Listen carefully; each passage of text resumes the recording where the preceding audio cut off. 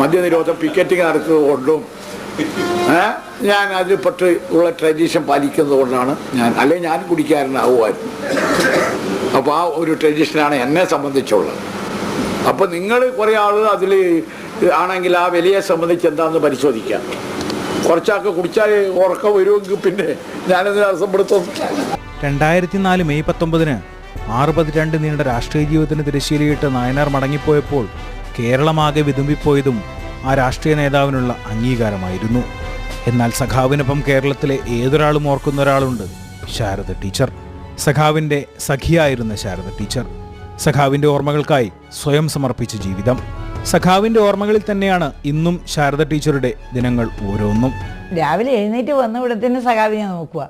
അപ്പോൾ ഇന്നും എനിക്ക് സഖാവ് ഈ ഫോട്ടോ അതെനിക്ക് എൻ്റെ സഖാവ് ഒരു ഊർജ്ജസ്വലനായൊരു സഖാവ് ഇങ്ങനെ എപ്പോഴും